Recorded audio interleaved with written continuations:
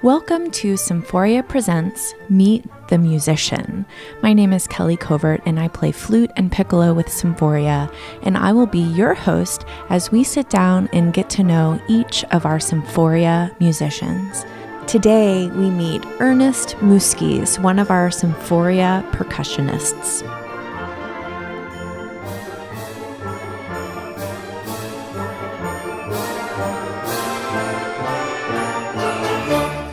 Ernie Muzquiz, my friend, I'm so happy to welcome you to Symphoria's Meet the Musician. How are you today? Well, I'm doing great. I'm honored. It's great to be talking to you. I want to start with, Ernie, your long history of being a percussionist in Syracuse. How long have you been playing orchestral music in Syracuse? I came to Syracuse in 1974 for the 74-75 season, so I arrived in September of that year. And this is my 45th season that I will be completing in July. Wonderful. And how does that feel? How does it feel to have been part of the history of symphonic music in Syracuse? Well, without exaggeration, it feels tremendous. I've gotten to play the great classics, get to do it quite often, and I still can't believe it. I think we make music at an extremely high level here, and I had a chance to go other places, to other orchestras, and some from bigger cities, but I think we, on any given day, we sound as good as anybody. I 100% agree with you on that. And so, as a percussionist, you play many instruments on stage, some small and some very big. What is your favorite instrument to play? Well, I'm unofficially the mallet keyboard player of the orchestra. We're all percussionists. We're all supposed to play everything. When we audition, we're asked to play a standard set of orchestral instruments.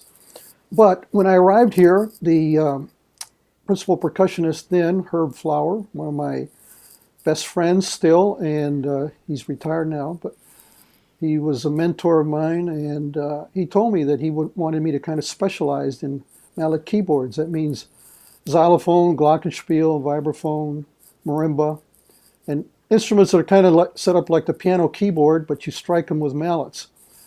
So usually that's what I play, but not always. Oftentimes I play the bass drum or triangle or sometimes cymbals. Occasionally here in recent years I've been playing more timpani. What is my favorite instrument? I guess, even though I don't play timpani a lot, I think timpani functions very well in an orchestra. The sound of the timpani and the great works, there's nothing like it. And you also feel very powerful when you play timpani. I would imagine you feel powerful when you play any percussion instrument. I mean, there's something about the idea of just hitting something that feels really good to me. Well, it feels good, especially when you play it where it's supposed to be, because you can play notes kind of in the vicinity of where they're supposed to be. But I like to try to play right in the pocket where it sounds with everybody else, even people say 30, 40 feet away from me on the other side of the stage. So I always try to play with good ensemble and with good togetherness, which is what the audience expects to hear. Well, and it's one of those kind of things where I feel like you don't appreciate it from an audience standpoint of view. You don't appreciate how good it is until it's really not very good. Well, I think you hit the nail right on the head, and I would imagine some audience members don't appreciate how hard it is to do that, and how we're constantly not taking things for granted, and just virtually every note we play, we hope that it'll sound like together with any other instrument that you're supposed to be doubling with, and it sounds together and doesn't sound off. I mean, the idea of an audience member asking for their money back because the music didn't sound good is just abhorrent to me.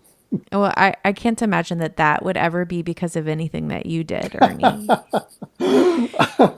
Well, thank you so much. I'm honored by you saying that. I say this in honor and respect, and I want you to take it in no other way. You began playing as a professional in Syracuse the year that I was born. And I have great respect for every single note that you play. And my question from one musician to another is, will there ever be a time when I don't have to practice? Absolutely not. At my age, I still practice every day if I can. I mean, one day without practicing and I can feel it. And at my age, when many musicians my age have already retired. I'm still trying to do it. I still enjoy it, but I can't just show up for work and say, "Hey, what do you want me to do today?" I'm already practicing stuff we're going to play next year because I want to make sure I'm on top of it and know it like the back of my hand. Because you can never guarantee that, as much as it doesn't matter how many times you practice something, you just can't guarantee that it's going to happen the right way when it's supposed to happen. And so one of the things that comes to mind is when we have a rehearsal and I have something that's particularly tricky or people know that it's hard and they'll come up to me and say, "Hey, that sounded great." And I say to them oftentimes, "Hey, but it doesn't count till Saturday night when we actually perform it." So sometimes I wish they would reserve their praise or congratulations for when I actually did it for the paying customers. Well, it counts for us. I know I'm guilty of that. I'm one of those people who comes up and tells you how good it sounds. What is the hardest thing that you've ever played? Well, there, especially in xylophone excerpts from the orchestral literature, there are excerpts that are virtually impossible, and not because, well, sometimes composers don't know how hard the music is that they're writing. And so there's some runs that are perhaps better played on another instrument that would be easier, and a piece of cake on another instrument. The one I'm thinking about right now is a William Schumann Symphony No. 3. It has a long xylophone, kind of a arpeggiated run up the instrument, up the scale, and there's no way to see all the notes you're going to play, and you got to hit them. And so it just has to be a lot of muscle memory involved. Interestingly, it's a piece we actually performed in Carnegie Hall once. So, I was looking around Carnegie Hall thinking, am I going to be the first one who misses a note in this place? But certainly the famous xylophone excerpt from the Porgy and Bess that comes up at the very beginning of the opera. In the third measure, it goes for about 30, 40 measures. And it's very exposed. And if you mess up, you've kind of set the tone for the rest of the performance because, as I said, it happens at the very beginning. And that's kind of the granddaddy of them all, if I can use that term, of the orchestral excerpts. It's always asked at auditions, and every time we've played it, I felt pretty much, like the whole world would end if I didn't nail it. Well, and I've played this with you, and that is actually a shared line. The piccolo plays that as well, although not for the whole part that you play. Mm-hmm. And you nailed it the last time I heard you play it. It felt pretty good. Even the critic who did the review for the newspaper mentioned me by name. Uh-huh. So it was pretty gratifying. And well, and I heard a rumor that you practice that excerpt every single day. Just about. I found out a year and 3 months before that, more or less, that we were playing Porgy and Bess. And not only that we were only going to play it one time. So I literally lost a lot of sleep over that. It's a good thing I had prescribed sleeping pills because, to know that you have one chance at it. But Kelly, interesting. We did the entire opera here back when you were a teenager, probably, and we did it 3 nights in a row. So I had to do it 3 nights in a row, and it went pretty good.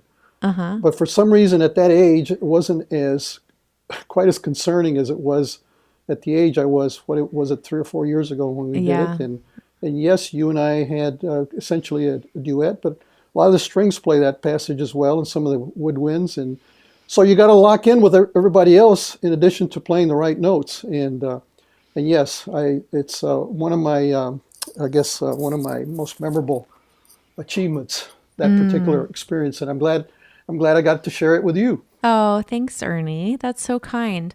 So I imagine that a burning question that our audience members would have for you is, what keeps it fresh for you?